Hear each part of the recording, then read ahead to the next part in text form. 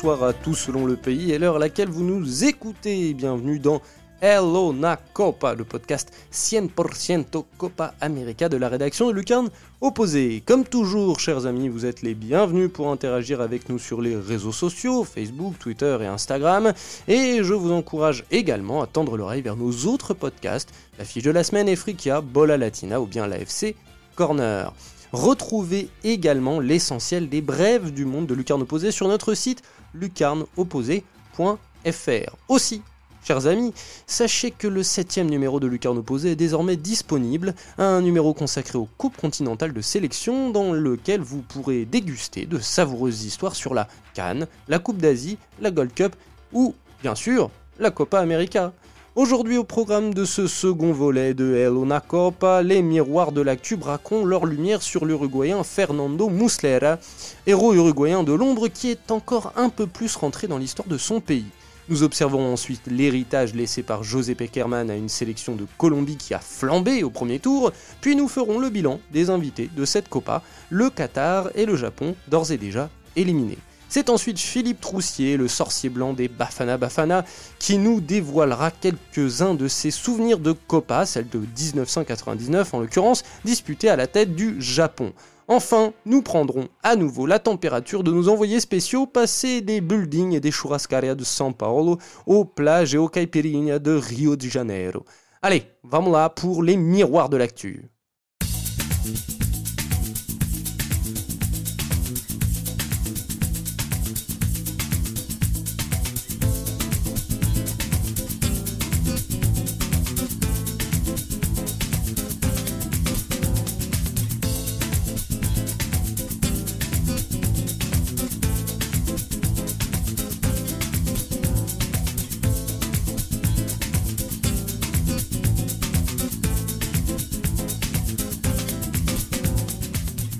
Commençons donc cet épisode en rendant hommage à Fernando Muslera, portier de la Céleste rentré cette semaine encore un peu plus dans le cercle fermé des immortels uruguayens, en compagnie de Jérôme Le Signe, bien évidemment. Bonjour Jérôme, comment vas-tu ? Bah écoute, très bien, avec une magnifique Uruguay qui nous régale depuis le début de la Copa América, donc écoute, tout va bien. En toute objectivité, toujours, bien sûr. Mais là, je vais te demander de nous parler de Néstor Fernando Muslera Micol, pour être exact sur son patronyme entier, né... complet. Eh bien d'ailleurs, je vais te laisser le dire, parce que c'est donc le gardien de la sélection uruguayenne. Mais non, tiens, avant de parler de lui quand même, parce que c'est son actu, et pourquoi on parle de lui, est-ce que tu peux nous... Il est rentrer encore un peu plus dans l'histoire de sa sélection et du football de son pays. Est-ce que tu peux nous expliquer pourquoi ? Il est rentré encore dans l'histoire parce qu'il a cumulé déjà 16 matchs de Copa América en prenant le dernier contre le Chili, et c'est donc devenu le gardien ayant joué le plus de matchs de Copa América avec l'Uruguay. C'était déjà le gardien ayant le plus de sélections et il continue de les cumuler. Et donc voilà, c'est vraiment un pilier pour le coup de la sélection depuis 2009 maintenant, depuis 10 ans. Et oui, depuis 10 ans, et on l'avait pour la plupart, peut-être toi avant ça, et je sais qu'avant ça, mais on l'avait découvert à l'époque à la Lazio et surtout lors du mondial 2010 des Uruguayens. Qu'est-ce que ça représente, Fernando Muslera, en Uruguay ? Parce qu'il est un peu en retrait en termes de popularité, on va dire en termes de lumière. Derrière Forlán à l'époque, mais depuis une dizaine d'années, les Cavani et Luis Suarez. Oui et non. Alors c'est un gardien, donc c'est toujours compliqué à dire. C'est-à-dire qu'il sera toujours plus en retrait que les attaquants, les buteurs, Forlán, Suarez, Cavani. Mais on voit beaucoup de gamins avec des maillots de Muslera, les maillots du gardien. Il est extrêmement populaire. Il représente, encore une fois, un pilier de cette belle époque que vit l'Uruguay depuis 10 ans. Il est arrivé exactement au bon moment. C'est-à-dire qu'il est arrivé en 2009 pour qualifier l'Uruguay pendant les phases éliminatoires compliquées pour se qualifier pour l'Afrique du Sud, pardon. Donc pour le coup, il est extrêmement populaire en Uruguay, même s'il est parfois critiqué pour sa technique, on va y revenir. mais il est vraiment apprécié comme pilier de la sélection. Sa bourde sur le 2-0, ça lui a été pardonné. Sur la 2-0, je parle bien sûr du 2-0 du quart de finale de Coupe du Monde 2018 France-Uruguay. Oui, ça lui a été pardonné pour une raison spécifique dont on n'a pas beaucoup parlé à l'époque parce que lui-même n'a pas voulu que ce soit divulgué dans la presse. Même si ça s'est su, mais il n'a pas voulu en faire de publicité. C'est qu'on a su assez rapidement 2-3 jours derrière qu'il avait perdu son oncle dans un accident de la route une semaine avant et sa grand-mère 2 jours avant le match et qu'il n'était pas dans le meilleur état psychologique. Alors lui-même n'a pas voulu le dire parce qu'il ne veut pas que ce soit une excuse. Mais disons qu'à l'époque, il a aussi reçu énormément de messages de soutien des anciens, des joueurs actuels et anciens de la sélection, disant qu'il avait entre guillemets suffisamment prouvé par le passé dans la sélection et que c'était pas grave, ça arrivait et voilà. Et c'est pas dans l'absolu, je pense que ce qui le sauve aussi beaucoup, c'est que c'est pas le but qui élimine puisqu'il y a 2-0 en score final, même si lui-même dit après le match que c'est lui qui a tué les espoirs de l'Uruguay en encaissant le deuxième but. Mais vraiment, il y a les circonstances atténuantes ont fait que c'est passé et voilà, les gens lui en tiennent vraiment par idée. Très bien, alors on va passer un petit peu plus sur ces anecdotes. Néstor Fernando Muslera Micol, dit El León, dit El Nene, est né à Buenos Aires, donc en Argentine, le 16 juin 86, et je crois que c'est très particulier. Et oui, parce qu'il naît quelques dizaines de minutes après un 8e de finale de Coupe du Monde. Que les Argentins gagnent 1-0 contre l'Uruguay, c'est la Coupe du Monde au Mexique qui va voir les Argentins gagner éventuellement. Oui, les Argentins gagnent en 86. Oui, les Argentins. Oui, voilà, donc je suis moins expert sur les Argentins, tu couperas ça au montage. Oui, en effet, il naît quelques minutes après un 8e de finale de Coupe du Monde qui voit les Argentins jouer l'Uruguay. Un certain Pedro Pascucci marque le but du 1-0. Et quand Muslera naît, le gynécologue dit à sa mère qu'elle devrait l'appeler Pedro, du nom du buteur argentin. Et il ne sait pas que sa patiente est en fait uruguayenne et qu'elle a décidé d'appeler son fils Fernando comme Fernando Morena, qui est l'un des grands buteurs de Peñarol des années 70 et 80, meilleur buteur de l'histoire du championnat uruguayen, champion d'Amérique du Sud aussi en 87, champion d'Amérique du Sud dans les années 70. Donc voilà, l'un des plus grands buteurs, mais uruguayen. Muslera a une chance, c'est que donc il est né à Buenos Aires, mais 8 mois après, il retourne vivre en Uruguay et il est complètement uruguayen. Il a la nationalité argentine de par sa naissance, mais pour le coup, il a toujours vécu en Uruguay. Vient ensuite, on imagine, une vie à peu près honnête. Il n'est pas forcément né dans une famille. Je dis pas qu'il est riche, mais il n'est pas né dans une famille pauvre. Il est né dans une famille modeste. Non, il est né dans une famille de la classe moyenne, sans trop de problèmes. Qu'il l'inscrit d'ailleurs, très tôt dans les clubs de baby-foot et dans le club de Montevideo Wanderers, qui est ce qu'on appelle un club formateur dans le bon sens du terme, avec des écoles qui vont bien. Donc il est formé au Wanderers et oui, je ne vais pas dire que c'est un fils de bonne famille, mais par rapport à d'autres qui ont eu plus de difficultés dans la vie, on peut connaître les histoires de Suarez par exemple, ou même Cavani dans l'absolu. Fernando Muslera n'a pas ce type de problème. Mais alors après, donc il part au Montevideo Wanderers, qui est un club de qualité en Uruguay, mais qui ne fait pas partie des 2 cadors qui divisent la capitale et une partie du pays. C'est le Nacional et le Peñarol. Alors il s'est appelé Fernando en hommage à un grand buteur du Peñarol, mais il va signer. Oui, après il est formé au Wanderers. T'as eu du mal à le dire, t'arrives même pas à le dire National. Alors je le dis à ta place, il a signé au Nacional. Oui, mais on retient alors son club de cœur malgré tout, parce qu'il a très très très peu joué au Nacional. Son club de formation, le club dans lequel il a passé 5, 6, 7 ans étant jeune, c'est les Montevideo Wanderers, qui sont quand même un pilier, c'est-à-dire que ça fait partie des clubs formateurs et qui forment énormément de joueurs de la sélection, comme il y a les Wanderers, il y a le Defensor et le Danubio, grosso modo, qui sont les 3 autres clubs en plus des 2 grands qui forment beaucoup de joueurs. Et c'est le Wanderers qui lui permet notamment, par exemple, d'accéder au cycle de jeunes de l'Uruguay, de jouer la Coupe du Monde, les tournois sud-américains U17 et U20, de rentrer dans le cycle de la sélection qui a été extrêmement important par la suite, parce que même si lui à l'époque il le fait en 2005, c'est pas encore le cycle de Tabarez, mais Tabarez est fidèle à ses principes et quand il arrive en 2006, il reprend tous les joueurs il reprend beaucoup de joueurs petit à petit qui ont joué chez les jeunes, parce que c'est sa philosophie. et donc Fernando Muslera qui bénéficiera de ça aussi. Donc voilà, il a la chance d'être formé au Wanderers. Pourquoi je dis ça? Parce qu'il joue une saison entière avec eux, et quand il signe au national d'ailleurs, il a le Pulpo Vieira qui est un autre grand gardien qui a joué en Colombie après, mais qui est titulaire au national, et quand il arrive au national, il ne joue plus. Et c'est de là qu'il est transféré à la Lazio pour 3 millions d'euros. Très fort, tu as réussi à retourner la chose encore une fois en défaveur du national. Mais ma foi, j'imagine que tu dis vrai, donc on te croit. Sans suite donc... Mais après, juste sur le national, il y a beaucoup de joueurs de très bons que j'adore qui sont formés au national. Dans l'équipe actuelle, Suarez, Lodeiro, même Godin, même s'il est plus formé du côté de Cerro. Mais voilà, il y a beaucoup de joueurs qui sont passés par le national, qui sont des excellents joueurs de sélection. C'est le grand mérite aussi de Tabarez sur les 10 dernières années, c'est d'avoir réussi à pacifier, et qu'il y ait des joueurs de sélection qui soient passés par Peñarol national sont maintenant des joueurs de sélection sans que ils sont passés par le national ou ils ont été formés par le national, et c'est très bien comme ça. Il y a plus de rivalité comme on pouvait l'avoir au début des années 2000, où ensuite les supporters ne supportaient plus que les joueurs formés par leur propre club. Bon, la parenthèse du championnat uruguayen fermée. On va continuer sur Fernando Muslera.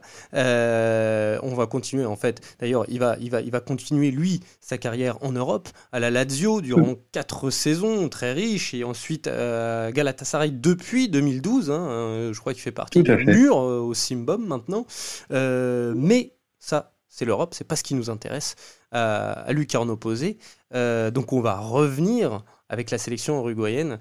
Avec la sélection uruguayenne, tu l'as dit, il démarre en octobre 2009. S'ensuit une Coupe du Monde dont l'Uruguay termine 3e. Et surtout en 2011, une Copa América que l'Uruguay gagne.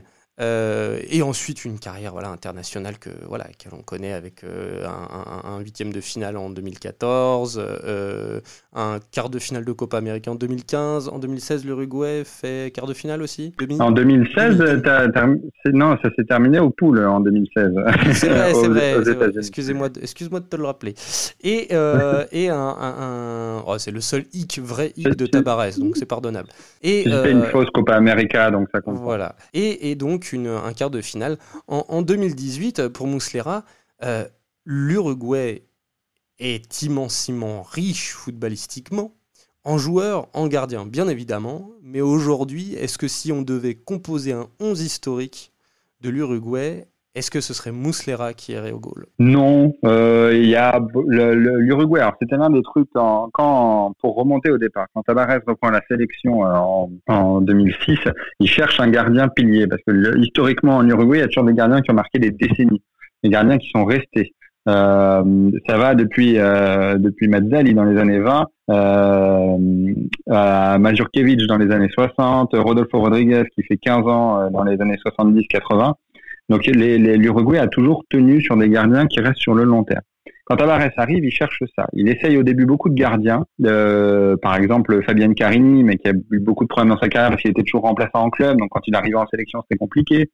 Le Pulpo Vieira, dont on a discuté, qui était au national et qui n'était pas extraordinaire, qui n'est pas un très bon gardien. Et donc voilà, Tabarez cherche un gardien qui sera là pour rester.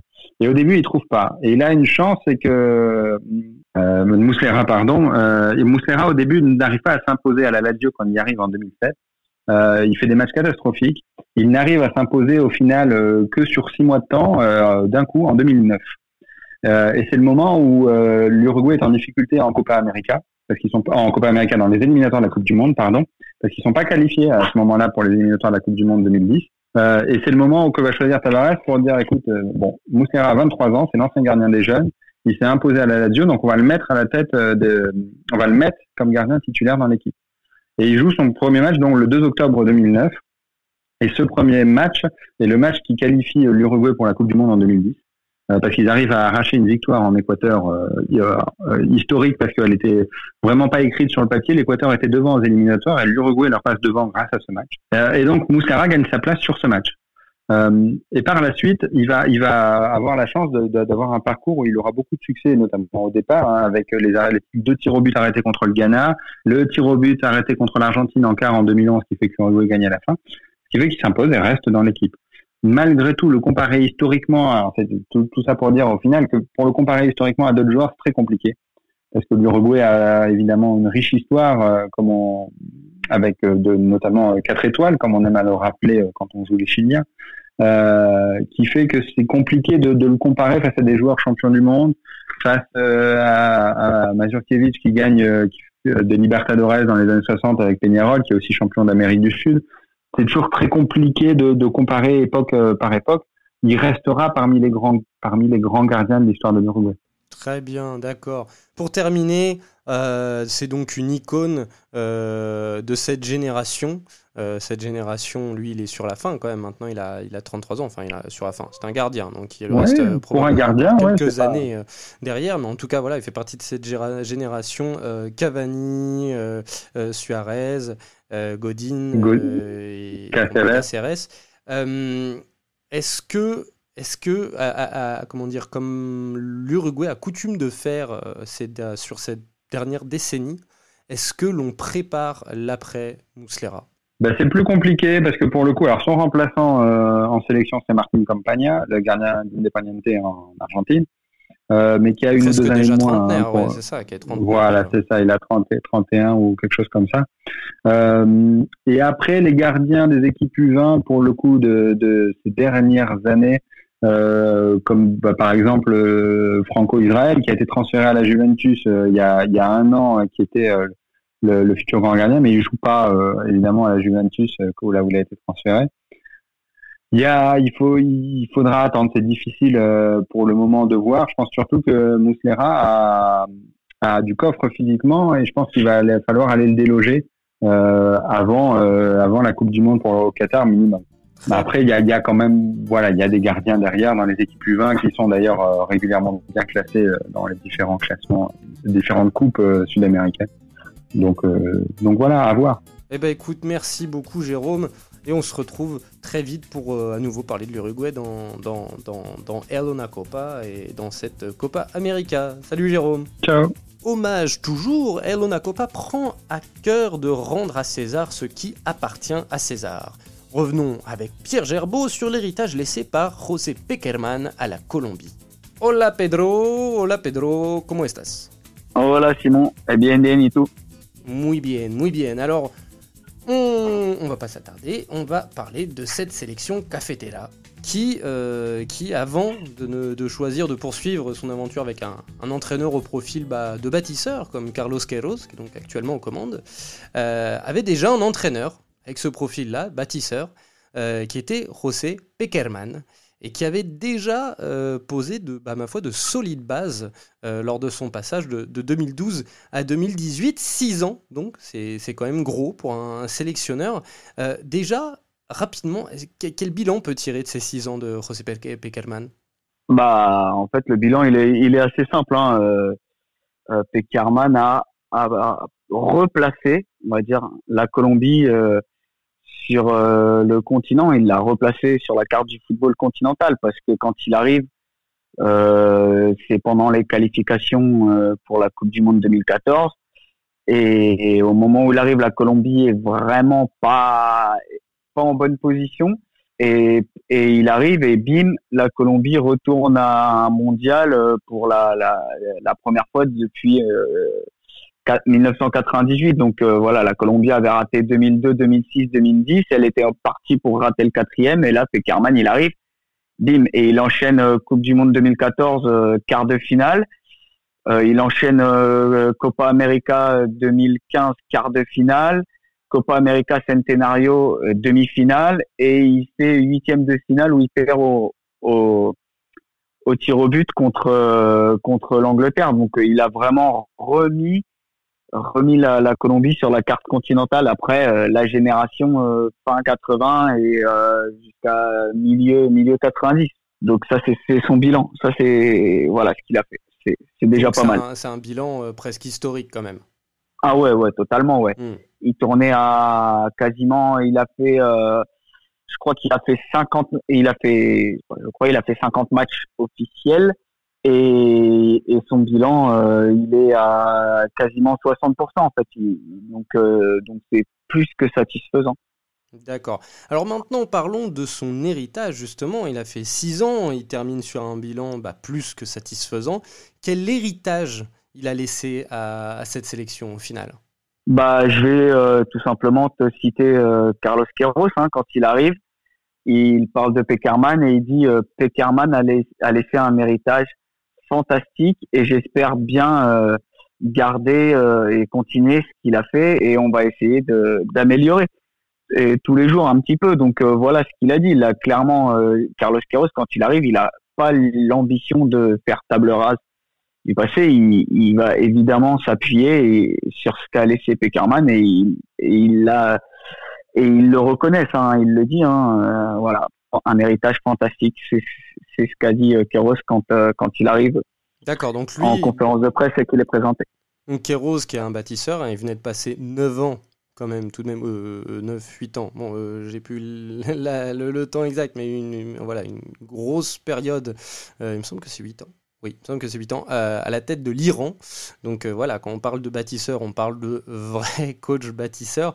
Donc en effet, c'est des mots forts de la part de quelqu'un comme ça. Donc lui, il est dans la continuité. Ouais. Mais d'ailleurs, il y a des différences, notamment tactiquement. Queiroz, c'est avec un milieu à 3 et Pekerman, c'était moins son style. Mais sinon, sur le groupe, il y a très très peu de différence entre le groupe de Pekerman de la Coupe du Monde 2018, par exemple, et le groupe de Queiroz aujourd'hui. C'est le même. Là, si Carlos Queiroz a pris John Nkouli qui sort d'une saison plutôt très bonne avec Genk et sinon c'est tout. Cardona, on le voyait déjà avec Pekerman. Stéphane Medina, on le voyait déjà avec Pekerman. Donc il y a pas de changement drastique en fait. Les changements ils sont tactiquement, mais sinon non. Évidemment, il continue. Carlos Queiroz continue ce qu'a fait Pekerman et les résultats aujourd'hui de la sélection sont une bonne partie aussi. Ils surfent sur la vague Pekerman, donc il y a pas de secret. Aujourd'hui, c'est normal que la Colombie sorte de son groupe en Copa América. Voilà, et c'est autant dû à Pekerman que Queiroz. Il y a rien à dire là-dessus. D'accord, donc tu dis quand même que Carlos Queiroz a opté pour un schéma tactique différent, mais est-ce que l'on continue de voir du Pekerman quand cette Colombie joue ? Parce que c'est un style quand même, Pekerman. On se souvient de son Argentine en 2006, c'est assez particulier en possession, enfin c'est particulier le style Pekerman. Ouais, la possession, tu la vois toujours. Tu l'as vu contre le Paraguay, tu l'as vu contre le Qatar aussi. Où ça joue, t'as James qui est dans un rôle totalement libre et c'est comme ça qu'il s'exprime le mieux de toute façon. Et la différence entre Queiroz et Pekerman, on l'a vu par exemple sur le premier match contre l'Argentine où la Colombie, et notamment en deuxième mi-temps, a eu un jeu beaucoup plus direct et c'est ce qu'a fait c'est une des raisons pour lesquelles la Colombie a pu enfin taper l'Argentine après, je crois, 12 ans après sa dernière victoire contre la sélection albiceleste. Mais donc là, tu l'as vu dans ce gros match et on peut la voir également contre le Chili vendredi où on peut voir une Colombie qui s'est jouée par moments de manière beaucoup plus directe, beaucoup plus rapide. Et ça, c'est une différence qu'on peut voir entre les deux. Mais plus de verticalité. Voilà. Et après, pour des adversaires qui sont un peu plus faibles, tu vas retrouver ce jeu de possession, redoublement de passes, etc. D'accord. Donc peut-être que Queiroz va apporter un peu plus de pragmatisme. Ouais, voilà. Et tu le retrouveras sûrement dans les enfin, ce sera un vrai test vendredi sur ça d'ailleurs. Est-ce que la Colombie est capable d'être beaucoup plus pragmatique, beaucoup plus chirurgicale ? Donc ça, on saura. Je te répondrai vendredi soir. Très bien. Ça marche. On attendra jeudi soir aussi pour avoir la réponse lors de son quart de finale Colombie-Chili. Oui, c'est Colombie-Chili, j'ai un doute. Oui, c'est Colombie-Chili. Tu as un petit doute. Vendredi soir. Et jeudi soir, jeudi soir, c'est le Brésil-Paraguay. C'est ça, donc vendredi soir, chez vous, donc dans la nuit de vendredi à samedi, en France, pour la plupart de nos auditeurs. Il y en a quand même quelques-uns qui sont sur d'autres fuseaux horaires, mais voilà, quand même, il faut le préciser. Merci beaucoup Pedro, et on se retrouve très vite pour les carnets de voyage avec les copains. Je t'en prie Simon, et avec plaisir on te racontera nos expériences. Ça marche, à tout de suite. Allez, maintenant Hello Nacopa va endosser un instant sa tunique AFC Corner pour débriefer le tournoi des deux invités asiatiques de cette Copa América 2019, le Qatar et le Japon. Accueillons l'un de nos spécialistes de la zone, Jordan Bozonnet. Bonjour Jordan, comment vas-tu ? Salut Simon, salut tout le monde, ça va très bien. Eh bien oui, Jordan Bozonnet, un de nos spécialistes Asie, puisque vous n'êtes pas sans savoir, chers auditeurs, qu'il y a des invités, il y avait, je parle au passé, parce que c'est chose terminée pour eux, mais il y avait des invités asiatiques de la Confédération asiatique à cette Copa América, le Qatar et le Japon. Alors on va faire un petit récap de leur parcours, parce que malheureusement donc ils sont déjà passés à la trappe, mais non sans honneur. Alors on va commencer par le Qatar, si tu le veux bien. Le Qatar qui était dans le groupe de la Colombie, de l'Argentine et du Paraguay, donc déjà un groupe relativement costaud, surtout Colombie, Argentine, puis même Paraguay, c'est un groupe costaud. Le Qatar termine dernier de son groupe avec 1 point, un match nul engrangé dès la première journée contre le Paraguay, 2-2 et 2 défaites enchaînées contre la Colombie. Vous aviez vu le match au Morumbi à São Paulo, 1-0, et contre l'Argentine 0-2. 2 buts encaissés, 2 buts marqués, 5 buts encaissés, 1 point. Somme toute, c'est pas ridicule non plus pour une sélection qui part d'aussi loin. C'est loin d'être ridicule, mais le bilan est assez mitigé quand même, parce que sur le premier match contre le Paraguay, le Qatar a montré de très belles choses. Ils ont eu la maîtrise du jeu, du ballon, avec 57% de possession de balle. Et en fait, ce qui les a mis dedans, c'est les entames de période, surtout l'entame de la première période qui a été catastrophique, quasiment tout était raté. Et l'entame de seconde période, c'était pareil. Donc c'est à ces 2 moments-là que le Qatar a encaissé les buts. Et sinon, mis à part ça, dans le jeu sur ce premier match contre le Paraguay, c'était vraiment intéressant. On a pu retrouver les bases qu'on avait pu voir lors de la Coupe d'Asie au début de l'année 2019, qui a été remportée par le Qatar.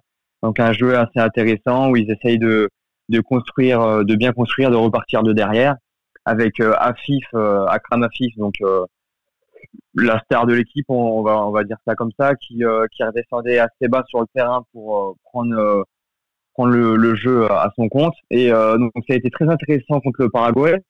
Donc ils perdaient 2 buts à 0, ils sont remontés à 2-2, et ils pouvaient même gagner ce match parce qu'à la fin il y a eu pas mal d'occasions assez franches pour le Qatar.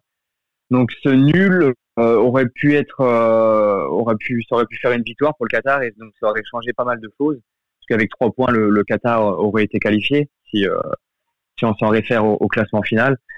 Mais donc sur ce premier match, c'était vraiment intéressant. On a pu se dire que le Qatar allait montrer encore de belles choses face à la Colombie et à l'Argentine.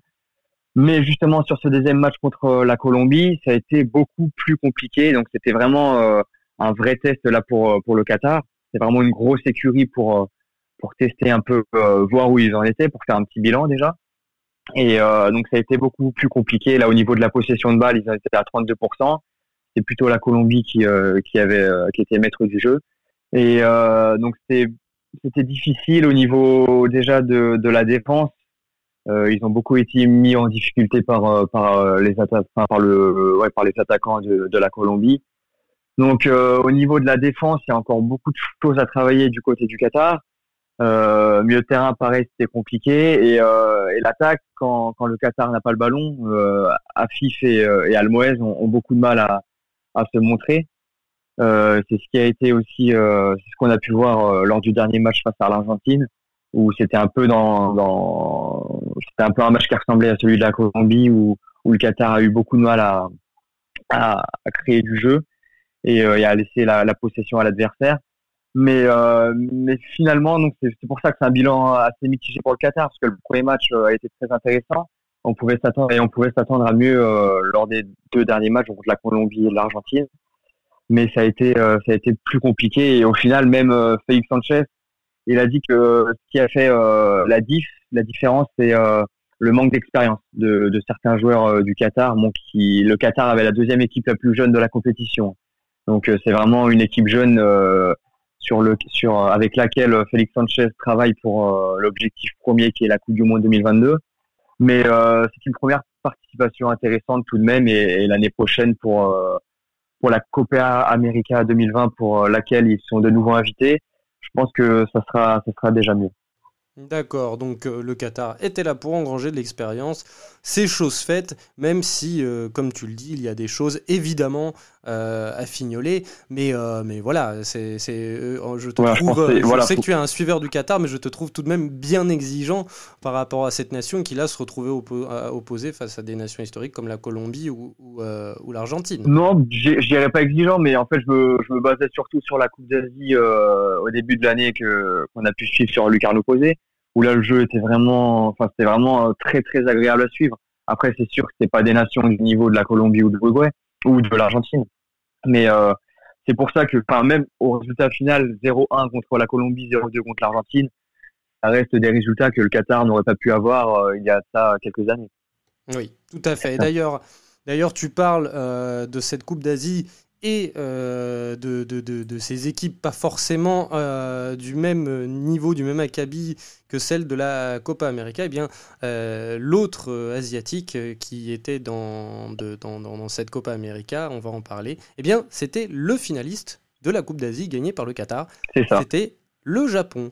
Le Japon qui était dans le groupe de l'Uruguay, du Chili et de l'Équateur et qui a terminé troisième, malheureusement pour lui, pas meilleur troisième, donc éliminé. Ceux qui ont été les meilleurs troisièmes sont le Pérou et le Paraguay. Donc. Et le Japon termine donc troisième avec 2 points, 2 matchs nuls, l'un contre l'Uruguay lors de la seconde journée et un autre face à l'Équateur lors de la dernière, et une défaite une défaite d'ailleurs assez tonitruante contre le Chili 4-0. 2 buts marqués, 7 buts encaissés, 3 buts marqués, 7 buts encaissés pour le Japon, mais le Japon, tu l'as dit, enfin tu l'as pas dit, mais tu as dit que le Qatar était la seconde nation la plus jeune de ce tournoi. Eh bien c'est tout simplement parce que le Japon était la première nation la plus jeune, car le Japon était là pour se préparer au JO de 2020 et a emmené une équipe essentiellement jeune. Le résultat et les contenus sont plutôt des matchs, des performances du Japon sont plutôt satisfaisants, non ? C'est ça, donc comme tu dis, ouais, donc le Japon est venu pour préparer les JO 2020 qui vont accueillir à Tokyo. Et donc on pouvait se dire à la vue du groupe composé par Hajime Moriyasu que ça allait être très compliqué pour le Japon. Pourquoi ? Parce que sur les 23 sélectionnés, il y a 16 joueurs qui ne l'avaient jamais été auparavant. Donc déjà, le manque d'expérience était criant avant le début de la compétition. Et sur le premier match face au Chili, dans les 30 premières minutes, ça a été très intéressant pour le Japon. Ils ont créé plusieurs occasions. Après, ils se sont effondrés en encaissant 4 buts. Mais ça a été, il y a eu pas mal de choses intéressantes avec toujours le jeu qu'on connaît au Japon, un jeu direct où il se pose pas beaucoup de questions, où les combinaisons sont bonnes, des jeux en triangle intéressants. Et ensuite sur le deuxième match face à l'Uruguay, là aussi le Japon a montré de belles choses avec ses 2 buts marqués par Miyoshi notamment, qui est un très jeune joueur et qui est une des futures promesses du Japon. Et après sur le dernier match contre l'Équateur, pareil, bon, on était au Maracana pour Uruguay-Chili, mais d'après ce que j'ai pu lire et d'après ce que j'ai pu entendre, le Japon a fait une très bonne partie, a dominé la rencontre et a été toute proche de se qualifier pour les quarts de finale, parce que sur la dernière minute, il y a Kubo qui marque, mais sur hors-jeu. Donc le Japon était tout proche de se qualifier pour les quarts de finale, donc ce qui aurait été une surprise au vu de cette équipe qui est la plus jeune du tournoi avec moins de 23 ans d'âge moyen. Donc c'est vraiment il y a pas mal de choses sur lesquelles s'appuyer pour le Japon, et cette nation sera à suivre pour les Jeux Olympiques 2020 à Tokyo. Bah oui, pour les Jeux Olympiques 2020, mais justement d'ailleurs, tu parles de promesses, et les promesses pour le Japon vont bien au-delà de ces JO 2020. Enfin, pour ces joueurs, en tout cas, j'espère pour eux, ça ira bien au-delà que JO 2020. Quels enseignements, du coup, tirer de cette Copa América, mais pour la sélection en général? Est-ce que là, on peut se dire que certains cadres un peu plus anciens, un peu plus affirmés, comme Honda, pour ne citer que lui, ou Kagawa, etc., voilà, est-ce qu'ils peuvent avoir peur pour leur poste? Est-ce que voilà, on est vraiment sur une passation de pouvoir? Bah après là, je pense que avec cette Copa América, c'est vraiment le groupe sur lequel Hajime Moriyasu veut s'appuyer pour les JO de Tokyo. Donc tu parles de Honda par exemple, oui, ça va être compliqué pour ce joueur d'avoir sa place dans la sélection pour l'année prochaine. Surtout qu'il y a de très bons joueurs là au Japon. Je parlais au-delà des JO. Les JO, c'est à plus un an, c'est dans un an. Moi, je pense à ce groupe, justement, les enseignements tirés de cette Copa pour ce groupe que l'on a vu, mais à plus 3 ans. Bah après ça, faut voir justement dans les prochains mois, les prochains groupes que Moriyasu va appeler, et là on pourra voir déjà ce que ça va donner. Mais là actuellement on peut pas savoir de quoi l'avenir sera fait pour ces joueurs-là et pour ces joueurs expérimentés au Japon. D'accord, donc quelqu'un, voilà, c'est pas encore, il y a pas encore de joueur qui a vraiment marqué le tournoi de son empreinte pour le Japon au point de remettre en cause une certaine hiérarchie. Bah déjà les Miyoshi et Nakajima, je pense que c'est les deux joueurs qui ont le plus tapé dans l'œil sur ce tournoi. Donc Nakajima qui joue à Al Duhail au Qatar, et Miyoshi, très très bon joueur, une jeune pépite qui était l'année passée au Festival International Espoir dans le sud de la France, donc on a déjà vu jouer en France. Qui aujourd'hui et donc et puis même c'est ça, et puis même le jeune Kubo qui a signé au Real Madrid. Donc la génération actuelle, la nouvelle génération japonaise est très prometteuse pour l'avenir. Très bien, d'accord. Et ben merci beaucoup Jordan.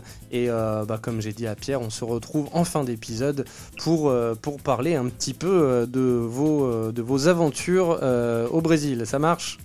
Ça marche. Et un petit mot sur ce qu'a dit Hajime Moriyasu pour terminer. Là, donc après le dernier match, donc pour faire un petit bilan de la Coupe d'Asie, il a dit c'était comme si le fossé entre l'Asie et le reste du monde se rapprochait. C'est fort, des mots forts. Merci beaucoup Jordan et à tout à l'heure. Voilà, bonne journée, salut. Enfin, Jordan ne part pas trop loin non plus, puisqu'on le retrouve de suite avec Philippe Troussier, ancien sélectionneur de l'Afrique du Sud au Mondial 98 et du Japon en 2002, qui nous livre ses souvenirs de Copa 1999 qu'il a vécu à la tête de la sélection nippone.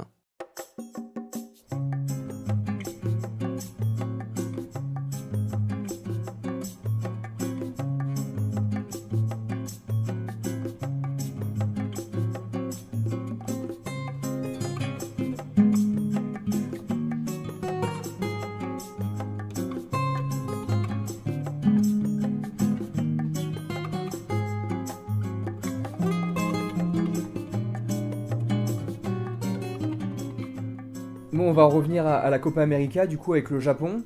Vous êtes la première nation extérieure au continent américain à participer à la Copa América en 99. Donc j'imagine que c'était un honneur pour vous et le Japon de participer à cette compétition mythique. Oui, en tout cas je ne sais pas si c'était un honneur pour eux, pas évident, parce que j'ai senti que ça venait un petit peu perturber le déroulement du championnat. Je me souviens qu'à l'époque où ça s'est passé, je ne peux pas dire que les Japonais avaient pris ça comme une nouvelle honorifique. Ouais, au contraire, je trouvais qu'ils étaient toujours un petit peu entre la J-League, la Ligue professionnelle et la fédération. Donc je dirais que c'est un petit peu le combat, même en France. On voit souvent les décisions entre la fédération, la Ligue. Enfin bon, la Ligue est très puissante au Japon, et c'est vrai que je me souviens. C'était pas une période où je m'étais permis d'avoir une préparation particulière. Je veux dire, le championnat était terminé, on partait le lendemain et on jouait 3 jours après. Okay. Donc, si vous voulez, dans le cadre du système japonais, ils n'en font pas une question de prestige. Il est évident qu'ils ont été invités, évidemment, et que c'est toujours une très belle performance, ou en tout cas une très belle expérience à vivre, surtout lorsqu'on est dans dans une dynamique de préparer une équipe ou de construire une équipe pour la Coupe du Monde 2022, ce qui sera le cas pour le Japon. Et moi, je m'étais servi également, évidemment, de cette étape, non pas pour préparer la Coupe du Monde 2002, parce c'était en 99, mais beaucoup plus pour évaluer l'après Coupe du Monde 98. Parce que après la Coupe du Monde 98, j'ai voulu évaluer l'existant. Donc les joueurs qui avaient fait la Coupe du Monde 98, j'ai pas voulu passer le témoin à la jeune génération. J'ai respecté cette vieille génération et pendant un an je les ai contrôlés et la Copa América a été, je dirais, la dernière épreuve entre guillemets de ceux que je souhaitais libérer. Et ce n'est qu'après cette Copa América que j'ai vraiment commencé je dirais mon travail de construire une équipe ça nécessitait une transition, des jeunes qui arrivaient, etc., etc. Donc moi je m'en suis servi personnellement comme une étape d'évaluation de l'ancienne génération. Alors que là, dans le contexte de la Copa América 2019, je pense que ça sera beaucoup plus l'inverse. Ils vont se servir comme une étape, je dirais, de donner des expériences à une équipe qui a déjà assumé une certaine transition. Je l'ai vu là, il y a déjà des joueurs qui ont disparu, des joueurs renommés comme Honda, comme Kagawa, etc. Donc je pense que l'entraîneur, comme il doit préparer aussi les Jeux Olympiques 2020, je pense qu'il va profiter de cette expérience de haut niveau pour mettre une équipe qui va se construire, quoi. Est-ce que vous aviez un objectif précis lors de cette Copa América en 99 ou pas vraiment? Non, pas vraiment. Pas vraiment, parce qu'on n'avait pas de vision. On n'avait pas de vision. Pour nous, participer à la Copa América, il suffisait de voir le groupe dans lequel on était ou de voir les équipes qui participaient. On comprenait qu'on était le petit poussé, le petit poussé en termes d'expérience, en termes de prestige. Voilà, donc il est évident que en théorie, c'était surtout y participer. Et même si quand on est entraîneur, quand on participe, on a envie de gagner des matchs, mais il est évident que on n'avait pas un objectif précis de se qualifier, etc. Donc c'était un peu à vue, hein, voilà, en fonction de ce qu'on allait. Et donc pour votre premier match dans la compétition, vous vous inclinez 3-2 contre le Pérou après avoir pourtant ouvert le score grâce à Lopez. Est-ce que vous avez senti qu'il y avait la place pour faire un meilleur résultat? Oui, sans pour autant avoir la main mise sur le match, mais dans la mesure où je crois qu'on égalise, après on égalise 2 fois, c'est ça, ou on met nos scores, je sais plus. Juste revoir ça. Alors, équipe du Japon.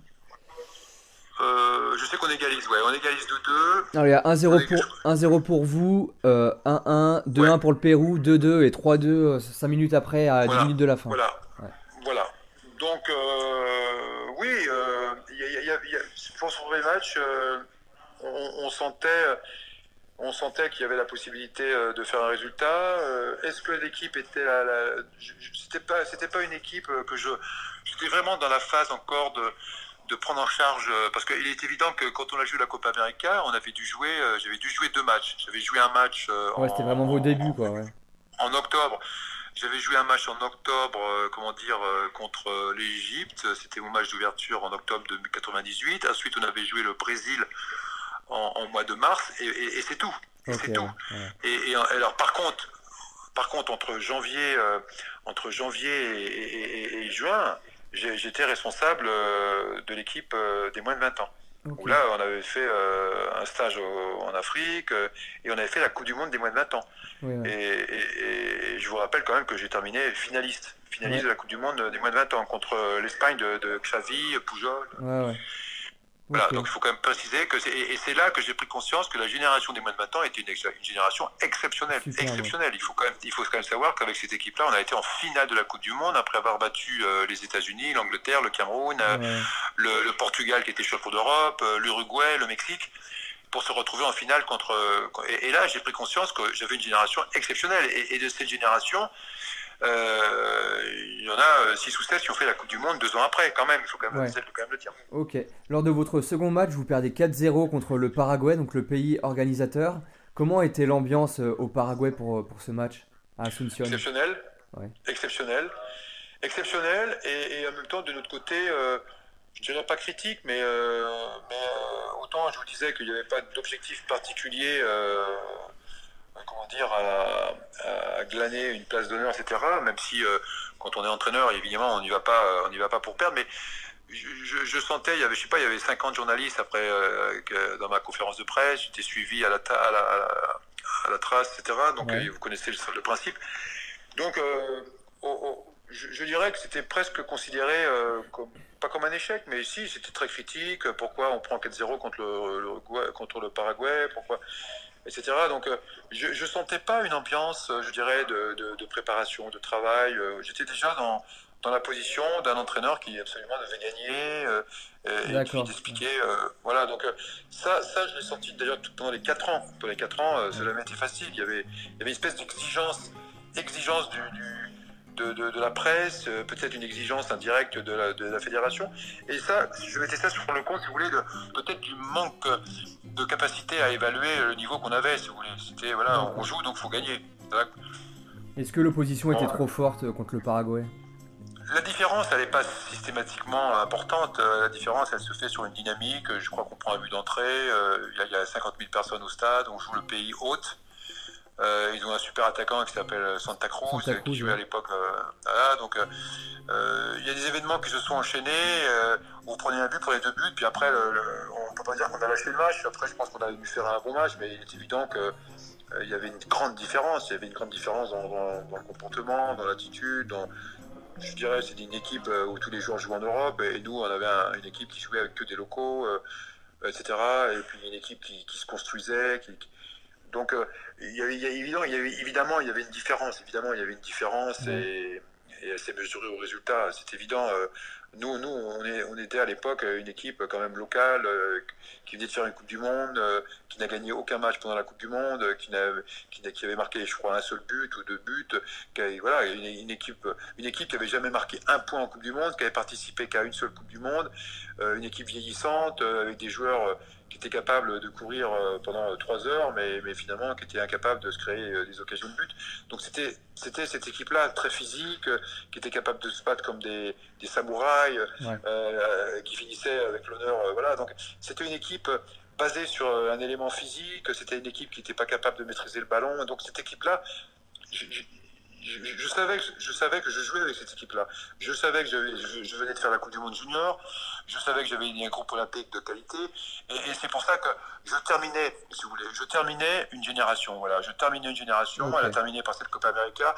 Et c'était un barreau d'honneur. Parce que je voulais absolument que cette équipe qui avait tout donné, cette équipe vieillissante, avec des joueurs très sympas, des joueurs qui avaient marqué l'histoire du Japon, c'était leur barreau d'honneur. Voilà, c'était une façon de bien terminer. Et pour moi, c'était une façon de passer à autre chose. Donc c'était pas l'équipe que je voulais. J'ai joué avec une équipe que j'avais présentée, mais c'était pas le football que je voulais développer. Et en tout cas, à partir de là, j'ai pris conscience qu'on allait partir sur d'autres bases. J'imagine que sauver l'honneur lors du dernier match contre la Bolivie, c'était important pour vous quand même, et le Japon. Alors ça, c'était important, et ça a été. Alors autant je disais que il y avait un esprit critique, autant là, c'était vraiment ce point. C'est un point justement un point d'espoir, un point qui fait qu'on prend un point contre une équipe.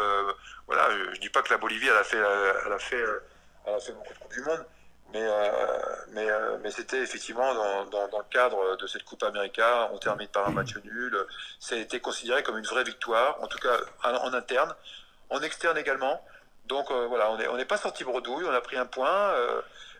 Et ce point, si vous voulez, on n'avait pas pris en Coupe du Monde 98, c'était un point quand même de niveau international. Donc c'était pour nous un message qui nous permettait de commencer une aventure. Et est-ce que les supporters japonais s'étaient déplacés ou pas du tout au Paraguay ? Oui, mais les supporters japonais du Paraguay. D'accord. Parce que c'est incroyable le nombre de Japonais que vous avez sur les territoires de l'Amérique du Sud. Ah ouais.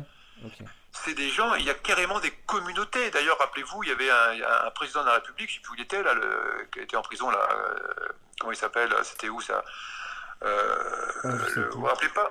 Celui qui avait creusé un tunnel là pour aller choper des terroristes là. Ah oui, ça me dit quelque chose, mais j'ai plus son nom, ouais. Mais je vois. C'était un japonais, le gars. C'était un japonais. Je sais plus quel pays c'était, mais c'était un japonais. Mais il y a des centaines et des milliers de japonais qui vivent en Amérique du Sud, hein, et voilà, il faut savoir que la communauté japonaise, d'ailleurs, elle est partout. Hein, on fait un match en France, ils sont tous là, en Angleterre, c'est pareil.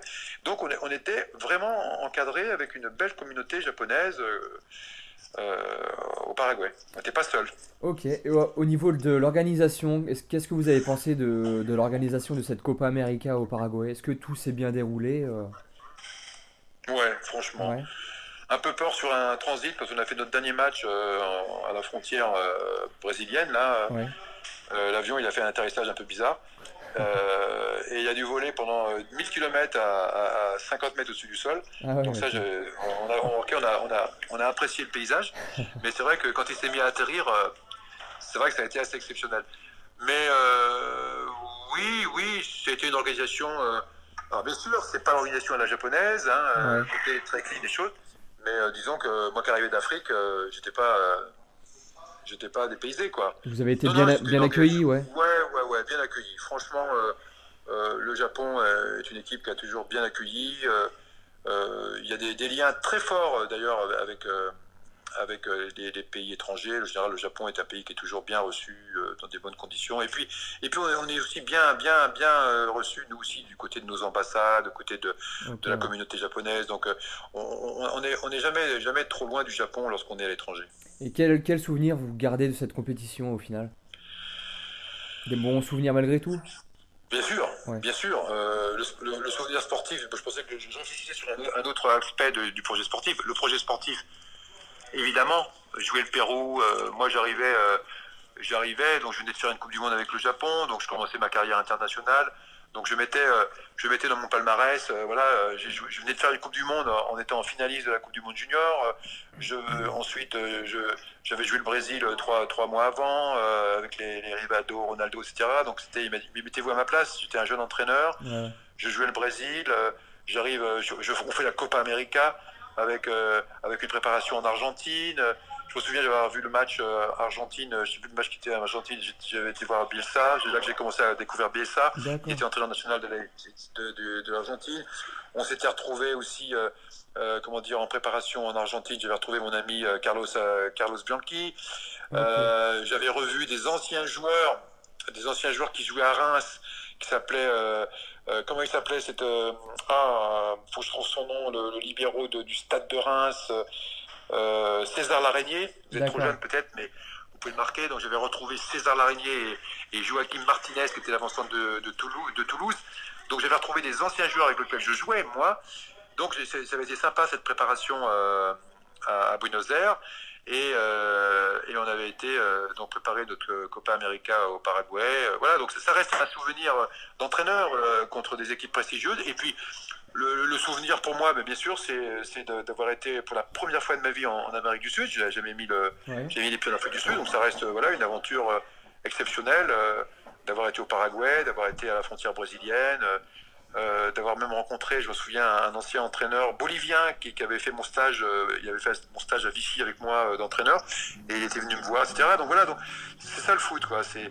Le monde, il est petit, et moi j'ai eu le grand privilège tout au long de ma carrière d'avoir voyagé dans tout le monde entier, d'avoir fait des compétitions comme la Copa América, la Coupe d'Asie, la Coupe d'Afrique, les Jeux Olympiques, la Coupe du Monde, la Coupe du Monde junior, etc.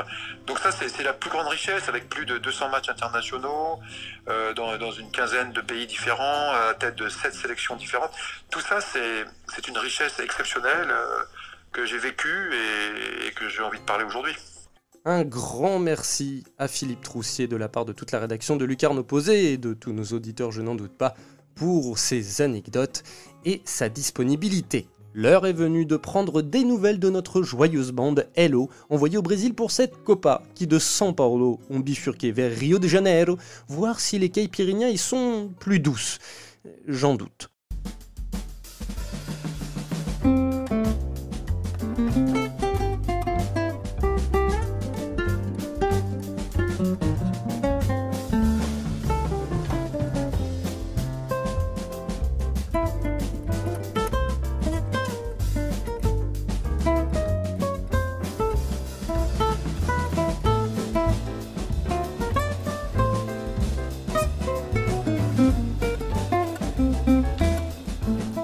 Bonjour messieurs, aujourd'hui nous n'avons pas Nicolas Nicolas Cougo qui est en train de travailler à d'autres choses, toujours à Rio, mais à d'autres choses. Aujourd'hui, les membres de l'équipe qui seront présents pour ce carnet de voyage seront Pierre Gerbeau. Comment vas-tu, Pierre ? Salut Simon, bah écoute, ça va très bien et toi ? Ça va très bien. Jordan Bozonnet, comment vas-tu ? Bah écoute, on est à Rio actuellement, donc ça ne peut pas aller mieux. Hein. Ah d'accord. Et Marcelin, toi tu connaissais déjà Rio, mais ma foi, Marcelin Chamois, comment vas-tu ? Ben ça va très bien, je suis à la maison, donc ça va. À la maison, carrément, à la maison. Alors les gars, avant de parler de Rio, on va parler de votre fin de séjour à São Paulo quand même, puisque vous avez, la dernière fois qu'on s'est quitté, vous étiez toujours à São Paulo.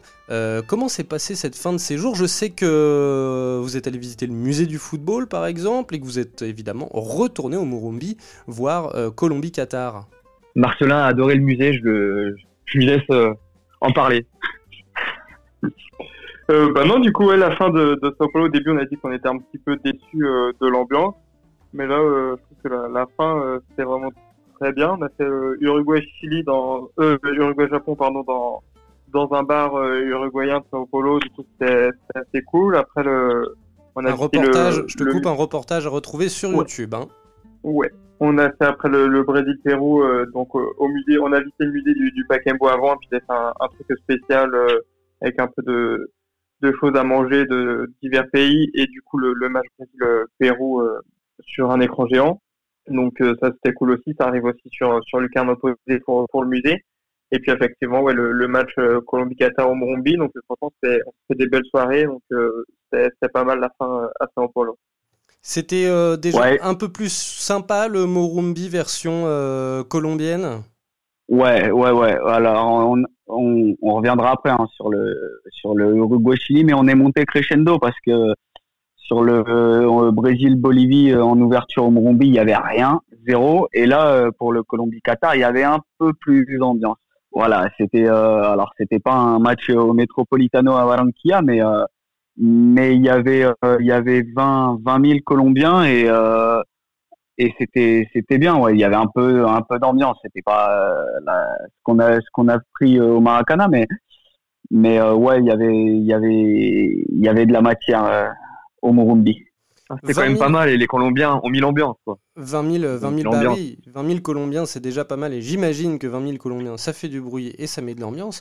Mais est-ce que, Jordan, il y avait quelques supporters qataris quand même, ou quelques personnes au moins au-delà de toi ? Il y en avait quelques-uns, mais je pense qu'ils viennent de la communauté musulmane qui est ici à São Paulo.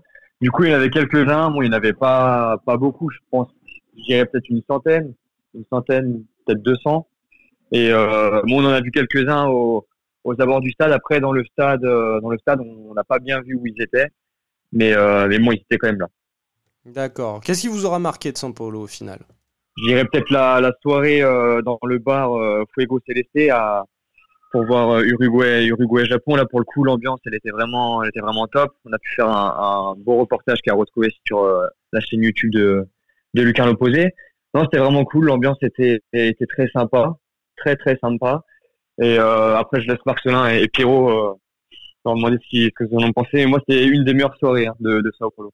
Vous êtes d'accord avec ça, je vais dire les stades, du coup, ce qu'on appelle le Morumbi de São Paulo pour voir un match. On s'est baladé autour de l'Allianz Park, et puis on a pu de Palmeiras, et on a pu visiter le Pacaembu qui est plutôt lié au Corinthians. Du coup, j'étais assez content de faire les trois stades des trois clubs de São Paulo et dans des contextes différents. Il en reste un. Hein. En théorie, il en reste un de stade qui est encore debout mais qui n'est quasiment plus utilisé. C'est le Parque São Jorge qui, lui, vraiment est le vrai stade historique du Corinthians. Et je ne t'apprends rien. Non. Mais sinon, il y avait aussi l'Itaquerão qu'on n'a pas pu faire, qu'on n'avait pas de place. Mais il reste d'autres stades à faire pour une prochaine fois. Bien sûr. Alors aujourd'hui, messieurs, vous êtes à Rio. Vous êtes passé de São Paulo à Rio. Alors Marcelin, toi tu connaissais déjà, c'est une ville que tu avais visité déjà par 2 fois. Jordan et Pierre, vous découvrez, est-ce que vous êtes charmés ? Je demande pas à Marcelin s'il est charmé, puisque lui il appelle carrément ça sa maison. Donc, On est charmé, bien entendu. Rio, il y a la plage, la montagne, Christ Rédempteur. plein de sucre, il y a vraiment tout pour passer un agréable séjour. En plus, il y a la Copa América, donc que demander de plus. La soirée au Maracana pour Uruguay-Chili était vraiment top. Bon, on est arrivé un petit peu en retard, parce qu'il y a beaucoup de bouchons, donc on a loupé les hymnes, on a loupé les 2-3 premières minutes du match. Mais bon, franchement, on sent vraiment l'atmosphère de la Copa América à Rio, quoi. Beaucoup plus qu'à Sao Paulo. Tiens, oui, ça c'était une de mes questions. Vous, au niveau ambiance, est-ce que vous aviez été déçu la semaine passée? Est-ce que ça a un petit peu décollé quand même chez les Brésiliens? Est-ce que vous l'avez senti un petit peu décollé à Sao Paulo et donc là à Rio? Bah écoute, pour répondre un peu plus à ta question de manière un peu concrète, quand on est arrivé, c'était dimanche, et c'était le jour de France-Brésil en 8e de finale de la Coupe du Monde féminine. Et alors, et de là où on était, on entendait des gens crier. Et alors, c'est certainement pas ni pour Argentine, Qatar, ni pour Colombie, Paraguay. Donc on entendait quelques cris, et ça, l'ambiance devait être sur un bar probablement dans notre quartier Urca, là où on se trouve, et donc c'était assez sympa, ouais. Ça devait être une bonne ambiance. Donc on attend de voir jeudi soir le quart de finale contre le Paraguay, et ça devrait être encore monté d'un cran, ouais. En tout cas, il y a des événements prévus pour ce quart de finale, notamment dans des bars qui vont retransmettre le match du Brésil. D'accord. Est-ce que vous percevez du coup une manière, j'allais dire différente? Est-ce que vous percevez une manière différente de vivre le foot entre São Paulo et Rio, de ce que vous avez vu? Bah, une manière de vivre tout simplement, hein, qui est totalement différente, hein. Rio, c'est tu es en Amérique du Sud. Sao Paulo, t'as moins cette impression-là. Encore plus sur l'Avenida Paulista, par exemple, qui ressemble à Manhattan, en fait, hein. Et là, on sait qu'on est en Amérique du Sud, ouais. À Rio, c'est une ville qui me paraît bien plus brésilienne dans l'âme que Sao Paulo. Donc, tout est différent, ouais. Ça, c'est clair. Et donc, le football, aussi, hein, on l'a vu au Maracana, hein, il y avait pour Uruguay-Chili, il y avait des gens qui entamaient et il y avait un groupe de supporters menguistas, hein, dont Marcelin Chamois a suivi le chant à la gloire de Zico. Donc c'est vraiment une ville latino-américaine par excellence, Rio. Ouais. D'accord, c'est rigolo, c'est étonnant que tu dises ça, parce qu'il n'y a pas plus brésilien comme carte postale et comme façon de vivre que la façon carioca. Et dans les faits, c'est plutôt d'ailleurs São Paulo qui est latino-américaine, qui est une capitale latino-américaine et qui d'ailleurs est cosmopolite et concentre l'essentiel des communautés latino-américaines vivant au Brésil. Donc c'est marrant que t'aies ressenti ça. Ah bah écoute, ouais, moi après, je vis dans une capitale latino-américaine qui est totalement différente de Sao Paulo. Donc ouais, Sao Paulo, c'est le top dans les top 5 des mégalopoles mondiales. Donc c'est beaucoup.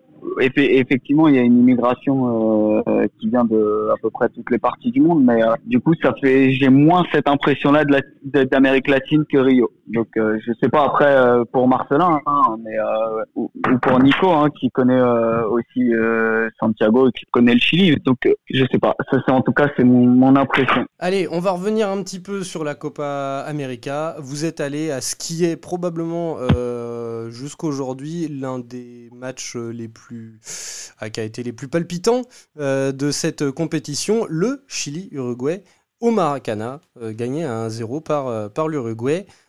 C'était dingue. Ouais, c'est soit sur le terrain ou dans les tribunes, mais surtout en première mi-temps, il y a eu aucun temps mort, le ballon était en jeu, les deux équipes, l'intensité elle était assez folle. Et ouais, c'était vraiment un très beau match, et en plus le Maracana, il était assez chaud bouillant quand même, avec une majorité de Chiliens, mais les Uruguayens se faisaient autant entendre aussi par moment.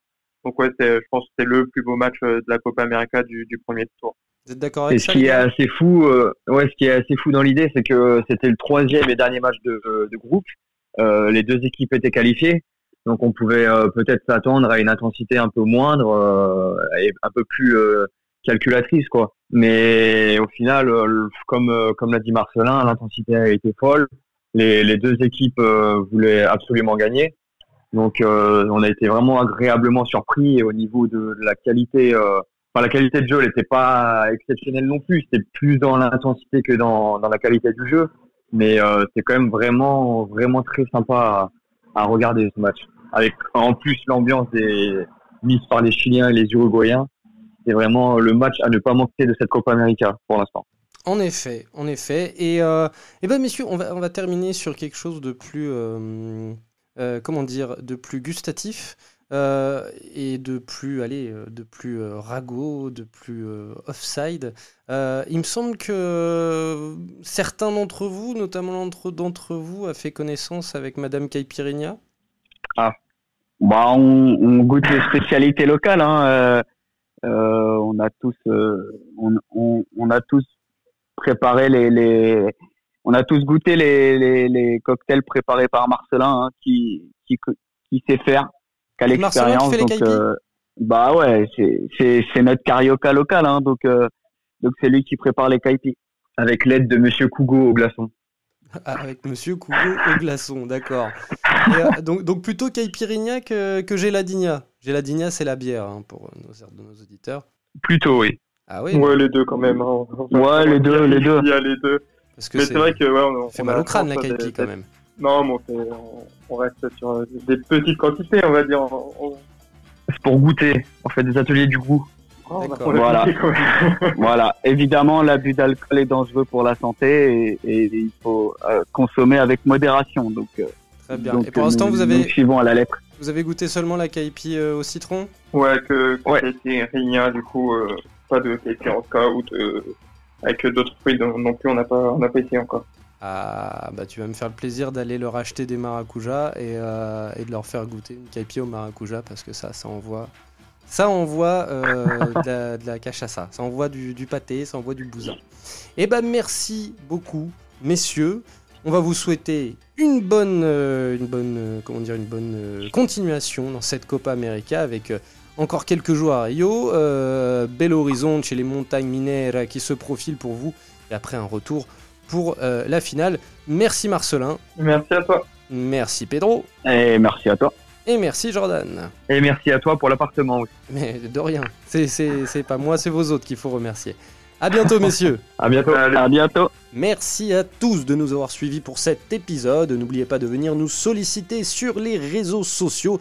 Quant à moi, je vous dis à très bientôt pour un nouveau numéro de Hello na Copa. Salut les amis.